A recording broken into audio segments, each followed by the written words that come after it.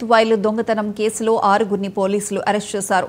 Payakaraopeta, Kasimkota, Paravada police స్టేషన్లో నమోదైన కేసుల మేరకు విద్యుత్ వైర్ చోరీలను పట్టుకున్నట్లు పోలీసులు చెప్పారు. ముద్దాయిల నుండి 850 కిలోల విద్యుత్ వైర్లు, 84,000 నగదు, ఎర్టికా కారు స్వాధీనం చేసుకున్నట్లు చెప్పారు.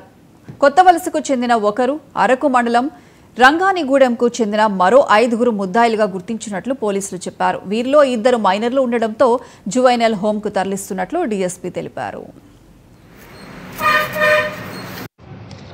అనకాపల్లి జిల్లా పాయకురాపేట పోలీస్ స్టేషన్ లిమిట్స్లో తేదీ 16వ తేదీ రాత్రి ఒక దొరానగర్ దగ్గర ఒక లేఅవుట్లో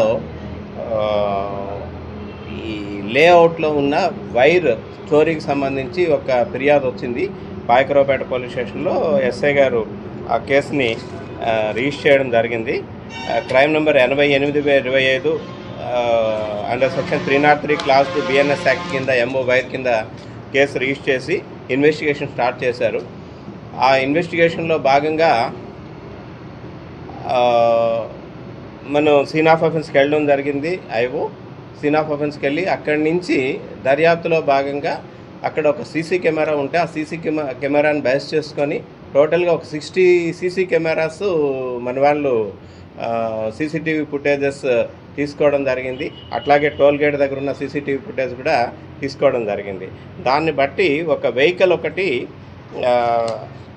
AP35AE 6369 అనే వెహికల్ ఈ నేరస్థలంలోకి వెళ్ళడం, తర్వాత ఒక 3 అవర్స్ తర్వాత అట్నుంచి మళ్ళీ రావడం అది కూడా అబ్జర్వ్ చేశాము. ఎవరైతే మంగి సుధాకర్ రెడ్డి ఉన్నాడో ఆయన మీద ఇంతకుముందే దరిదాపు ఒక 25 కేసుల వరకు నమోదు ఉన్నాయి. ఈ ఎంఓ వైర్ కేసులే 25 కేసుల వరకు నమోదై ఉన్నాయండి.